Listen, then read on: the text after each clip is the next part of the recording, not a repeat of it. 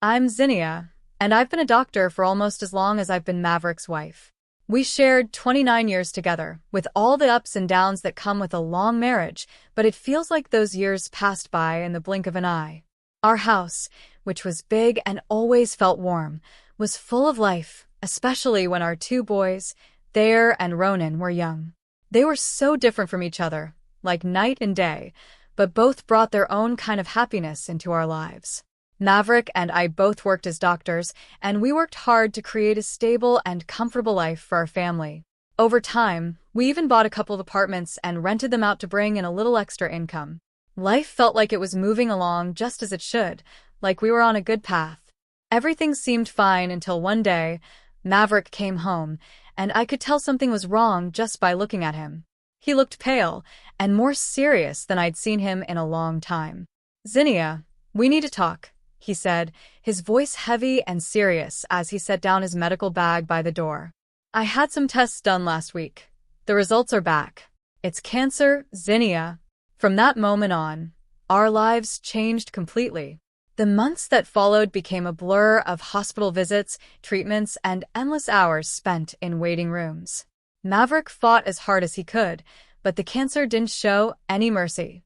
Watching the strongest person I knew slowly become weaker was something I could never have prepared for, no matter how many years I had spent as a doctor. One evening, as we sat together in the quiet of our living room, Maverick took my hand. His grip was weak, but his voice was steady. "Zinnia, if things don't go the way we hope, I need you to make sure everything is taken care of with the boys. The will is done, and financially you'll be okay." It wasn't long after that Maverick passed away. The funeral was quiet but respectful, with family, friends, and colleagues coming from all over to say their goodbyes. But when everyone left, and I was alone in the house, the silence hit me harder than I expected. The house felt so empty without Maverick. His things were still right where he had left them, but seeing them only made my heart ache more. A few days after the funeral, I was in the kitchen, trying to figure out what to do with all the leftover food, when Thayer stormed in. His face was tight with worry and anger, and Ronan followed him, looking like he wished he was anywhere else but there. "Mom, we need to talk about Dad's will," Thayer said, getting straight to the point, just like he always did. I sighed, setting down the plastic wrap I was holding. "Yes, I know," I said quietly. "Your father left everything to me. He wanted to make sure I was taken care of." Thayer slammed his hand down on the counter, making me jump. "But what about me and Ronan? We're his sons. It's not fair that we get nothing." Ronan, always the calmer one, tried to ease the tension. "Thayer, let's not rush into this. Mom's still grieving. We can figure this out without fighting." But Thayer wasn't having it. "Easy for you to say," he shot back. "You're not worried about the future like I am." I leaned against the counter, feeling the weight of their words. "Your father and I built this life together, and he trusted me to handle things. But I hear you, Thayer. I know this doesn't feel fair to you." Thayer crossed his arms and raised his voice. "So what's the plan, then? We just wait until you think it's a good time to give us our share?" I felt my patience slipping. "Thayer, watch your tone," I snapped. "I am still your mother." Ronan stepped between us, holding his hands up like he was trying to referee the argument. "Both of you, please," he said. "This isn't helping anyone." "Mom, maybe there's a middle ground we can find here?" I rubbed my temples, feeling the stress of the situation building. "All right," I said after a moment. "Here's what we can do. Your father and I invested in those apartments downtown." I glanced at Thayer, who was still fuming. "You each take one of the apartments. They're yours now, to live in or rent out as you see fit. And from the savings, I'll give each of you $450,000 to help you get started on whatever you need." Thayer chewed on his lip, clearly thinking through the numbers. "And the rest of Dad's stuff? The house? The money?" "That stays with me for now," I replied firmly. "When I'm gone, everything will come to you. That's what your father wanted, and that's how it's going to be." As for Maverick's final wishes, I knew that I would honor them, just as he had trusted me to do. But dealing with the boys and their concerns wasn't going to be easy. We would have to navigate these new waters together, as a family, Even though our strongest anchor was no longer with us, I looked at Thayer firmly.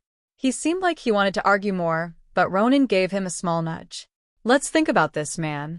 It's a fair start, and Mom's not leaving us out in the cold. Thayer finally nodded, though he still looked unhappy. Fine, he said through tight lips. But I want this in writing, Mom. No more surprises. Of course, I agreed. We'll get everything documented properly. As they left the kitchen, I could hear Ronan whispering to Thayer, "Give her a break, will you? She's doing her best." Thayer muttered something under his breath, but I didn't catch it.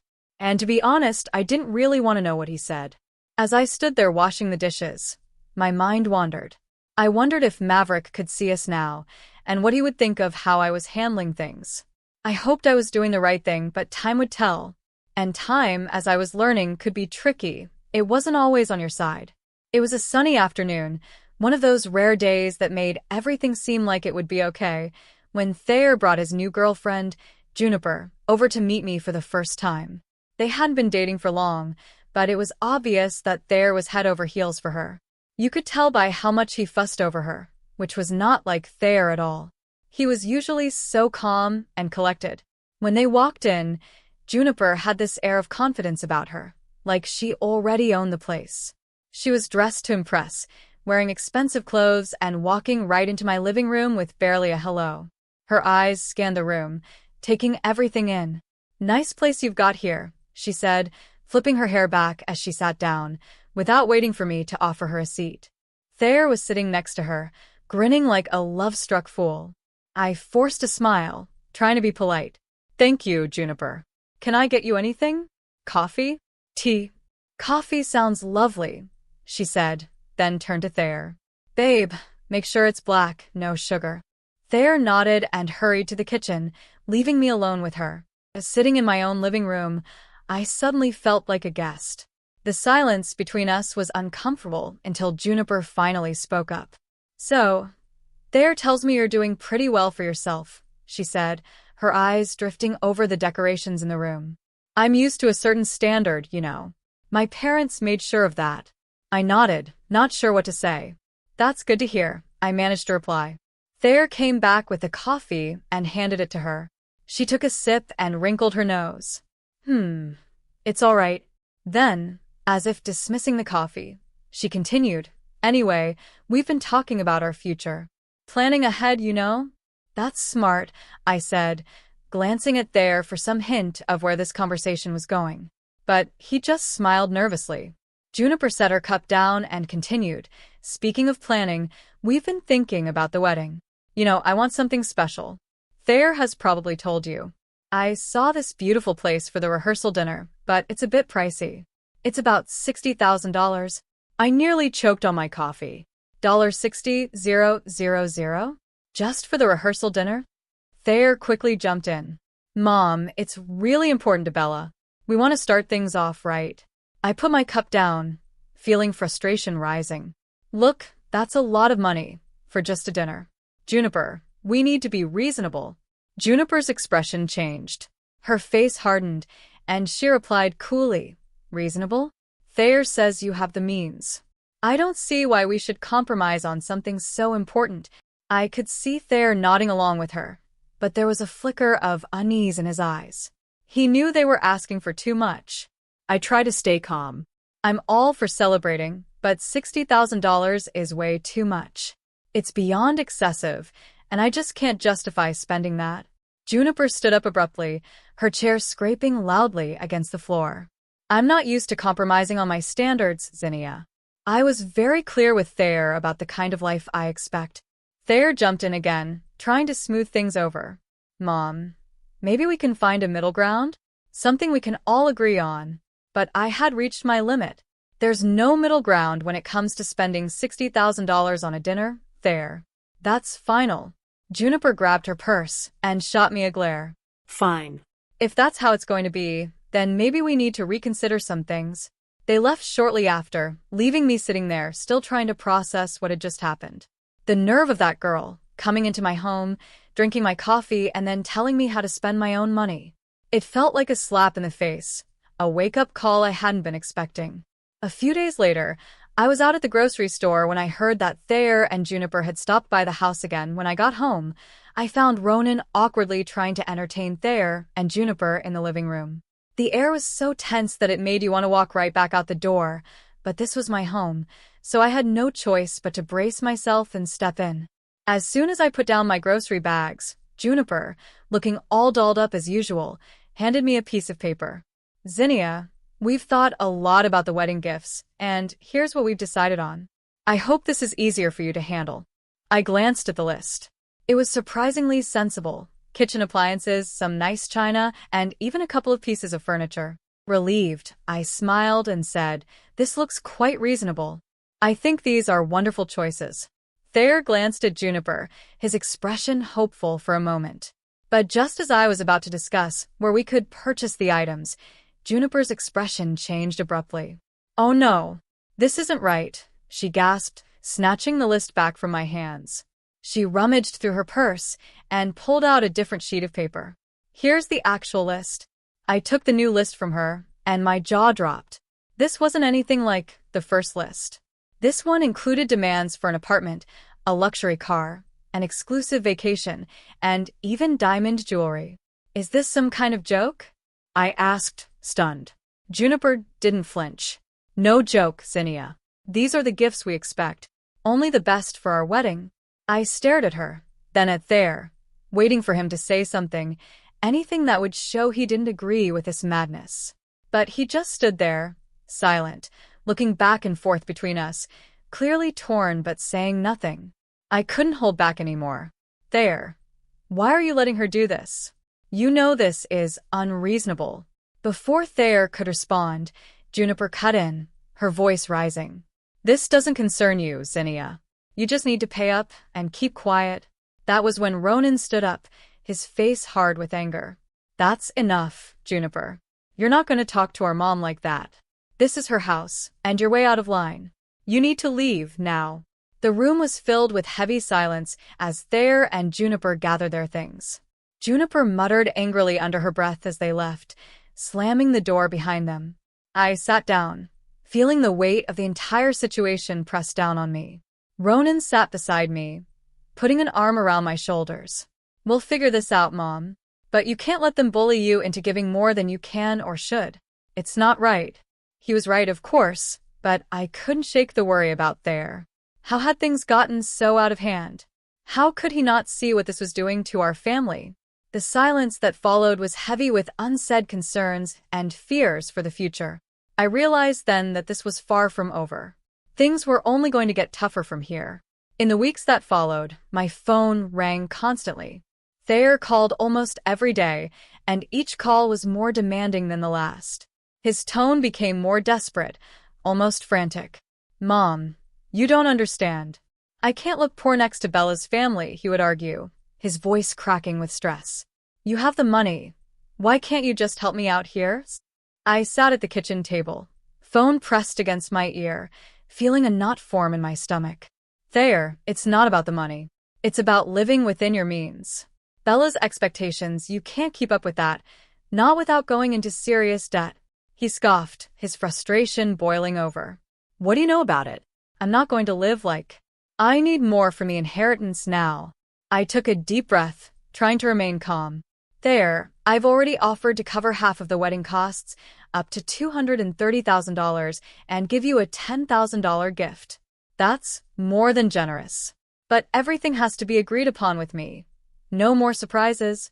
There was a long pause on the other end of the line before I heard him let out a sharp, bitter laugh. "That's nothing. You're just being stingy. You have $1 million sitting there. Why are you holding out on me?" I closed my eyes, feeling the familiar ache in my chest. "Because, Thayer, it's not just about the money. It's about making smart decisions and not letting yourself be driven by someone else's unrealistic demands."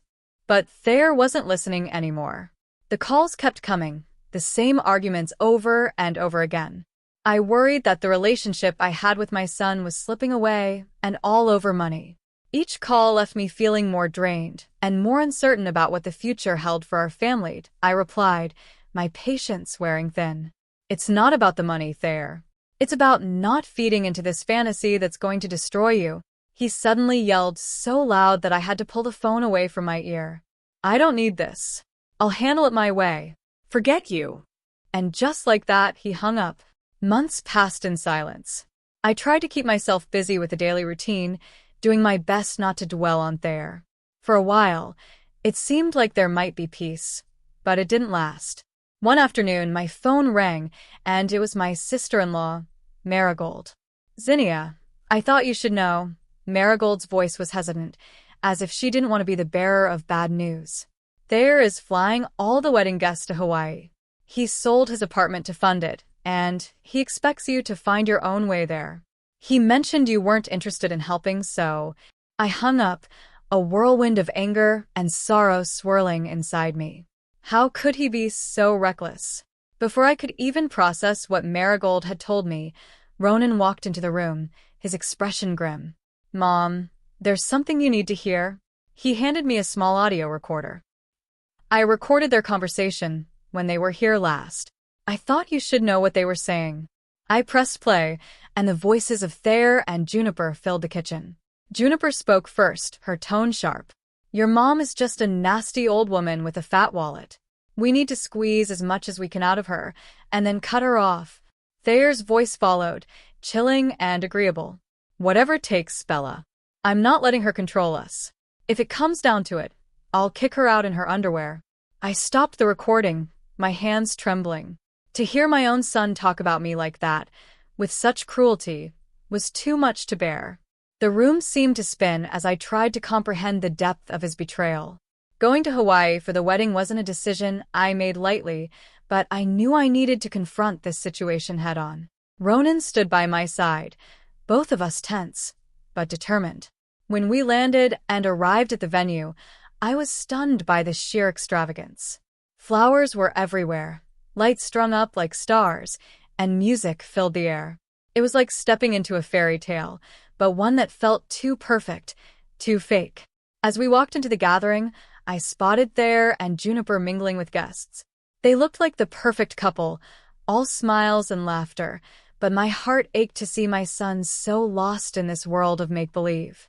Before I could get close, Juniper saw us.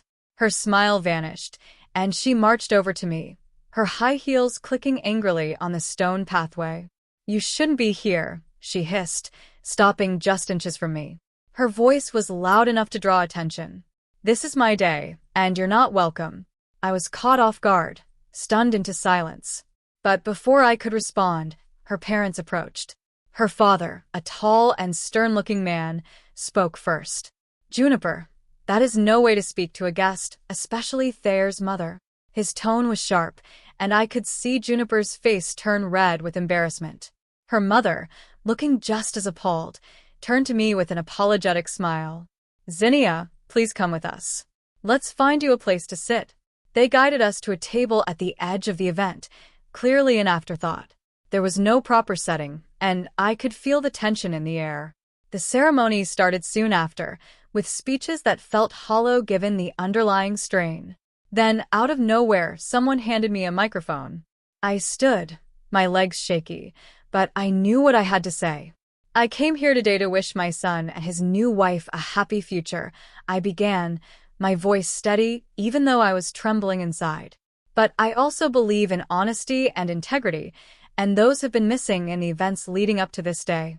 I glanced at Juniper, whose face was turning from pink to bright red. Her eyes burned with anger. I was asked for money time and again, in amounts no reasonable person would find justifiable. And when I couldn't meet these demands, I was threatened with being cut off from my own family and future grandchildren. My voice cracked, but I continued.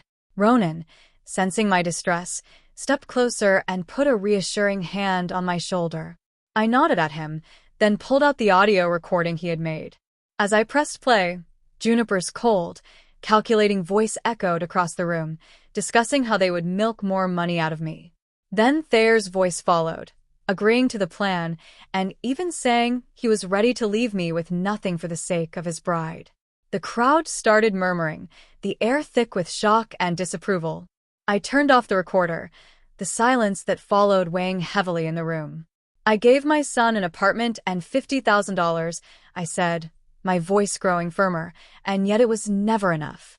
Today, I'm making it clear, I will not be treated like an ATM or threatened. From this day forward, I am done. I wish Thayer and Juniper well, but I'm choosing to remove myself from their lives. The reaction was immediate. Juniper screamed, her voice shrill and wild. You've ruined my wedding. After everything that had happened, coming back home was bittersweet. In the quiet, I made a decision that even surprised me. I quit my job. After years of being a doctor and helping others heal, I realized it was time to focus on healing myself. The storms of the past had shaken my life, and now I needed to rebuild it, piece by piece. Ronan, bless his heart, had just graduated from art college and was full of energy, ideas, and ambition. With the $50,000 I gave him, he opened his own tattoo parlor. But it wasn't just any ordinary shop. His work was a stunning mix of art and skin, and people noticed. Before long, he entered tattoo contests and started gaining attention. Soon, his name was on everyone's lips, and his shop became a local hotspot. It wasn't long before Ronan expanded, opening more locations and building a network of tattoo parlors that tattoo enthusiasts flocked to. I would watch him sketching late into the night, his dedication obvious and inspiring. He was making something incredible out of his life, and it was a stark contrast to the chaos Thayer had chosen. You're doing amazing, Ollie, I'd tell him, my heart swelling with pride. It was during this peaceful time that Thayer reappeared. One afternoon, he showed up at my door. His eyes looked tired, and his shoulders slumped. He wasn't the sharp, ambitious man I once knew. Without waiting for an invitation, he sat down and spoke. Mom, I need to talk, he said, his voice weary, a far cry from the demanding tone I had gotten used to. I sighed, gesturing for him to continue. What is it, Thayer? It's Bella, he said, rubbing his face in frustration. She's driving me crazy. She wants more and more, and nothing I do is enough. I even got a second job, but it's still not enough for her. I could hear the desperation in his voice, but his words couldn't erase the past so easily. Thayer, I warned you, I said, my voice firm. I told you living like that with someone like her would only lead to ruin. I know you did, he admitted, his voice full of regret. But I thought what? I interrupted, unable to soften my tone after years of frustration. That the money would just appear out of nowhere, because you wanted it to? Look at your brother. He started with the same amount of money as you, and he built something from it, without stepping on anyone. Thayer bristled at my words. Not everyone's like Ronan, Mom. I have rights to the inheritance too, remember? When you're gone, it'll come to me. That was the last straw. Get out there, I said, my voice cold and final. And don't come back. You chose your path. For a moment, he stood there, his jaw tight like he might argue. But then he turned and stormed out, slamming the door behind him. The silence that followed was heavy, but I didn't feel regret. Ronan came downstairs, having overheard the last part of our exchange. Are you okay, Mom? He asked, concern written all over his face. I nodded and wrapped my arms around him. I am now, thanks to you. Let's just focus on the good we can do and the life we can build together. He hugged me back, and in that moment, I felt a sense of peace. Despite the heartaches and the struggles with Thayer, we still had each other. And that was enough to keep moving forward. After Thayer left, the house settled into a calm I hadn't felt in years. During this quiet period, Ronan brought someone special into our lives.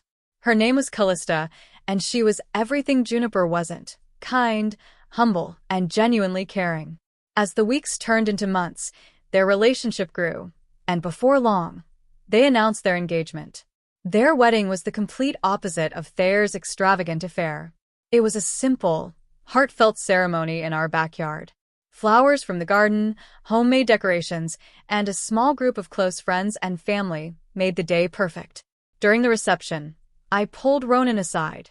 You've chosen a wonderful woman, I said, my voice thick with emotion. He squeezed my hand, giving me a knowing look. I learned from the best. Life moved quickly after that. They sold the apartment I had given Ronan and used the money, along with some of their savings, to buy a cozy little house just a few miles away. One sunny afternoon, as we were having tea in their new living room, Callista shared some news that nearly made me drop my cup. "Zinnia, we're expecting twins," she announced, her eyes glowing with excitement. "Twins," I repeated, overwhelmed with joy. "That's wonderful news." Ronan beamed with pride. "We wanted you to be the first to know, Mom. We're so happy." "Twins," I said again, letting the words sink in. The thought of being a grandmother filled me with a new sense of excitement. It was a whole new chapter of life that I couldn't wait to begin. As for Thayer, news from him became scarce. The last I heard, he had divorced Juniper. She had taken nearly everything and split, leaving him to start over in another city. Despite everything he had done, it still hurt to know that he was out there somewhere, struggling because of his own choices. One evening, as I was flipping through old photo albums, Ronan sat beside me. He noticed a picture of Thayer and me from years ago. "Do you ever hear from him?" he asked softly. I shook my head. "No." "After everything, he's chosen his path, and I have to respect that, even if it breaks my heart." Ronan put his arm around me. "He's still my brother, Mom. Maybe one day he'll come around." "Maybe," I said, though I wasn't sure if I believed it. But for now, there was plenty to focus on, especially with those twins on the way. Ronan chuckled. "Yeah, you're about to be the busiest grandma in town." We both laughed, the sound filling the room with warmth. Despite the past, the mistakes, and the heartaches, this moment, right here with Ronan, felt like everything was finally as it should be. Life was moving on, and so were we, with new hopes and dreams just on the horizon.